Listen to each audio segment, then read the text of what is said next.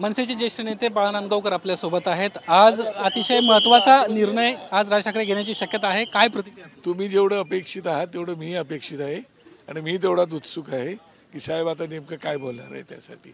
दक्षिण मुंबईसाठी आपलं नाव सातत्यानं समोर येत होतं। हा, मी पण ऐकतोय ते, पाहूया। महायुतीमध्ये साहेब सहभागी होण्याचा निर्णय घेतील असं वाटतं तुम्हाला? मीही तेच ऐकायला आलोय। आपण पाहतोय बाळा नांदगावकर या ठिकाणी पोहोचलेले आहेत। दक्षिण मध्य मुंबई असेल किंवा एकंदरीतच महायुतीमध्ये मनसे सहभागी होणार का या संदर्भामध्ये उत्सुकता आहे, अशा पद्धतीची त्यांना प्रतिक्रिया दिलेली आहे। काही वेळातच राज ठाकरे सभेच्या ठिकाणी दाखल होतील। सर, महाराष्ट्रभरातून शिवसैनिक येत आहेत आणि सगळ्यांची इच्छा आहे की आता कुठे मनसैनिक येत आहेत, महाराष्ट्रात शिवसैनिक पण येतील। 2014-2019 लोकसभा निवडणुका न लढण्याचा निर्णय घेतला होता, आता मात्र हीच ती वेळ आहे। ती कल्पना नाही, आज कळेल मला नेमकं काय करायचं। तुम्ही तर तयारच आहे, तुम्हाला माहिती आहे।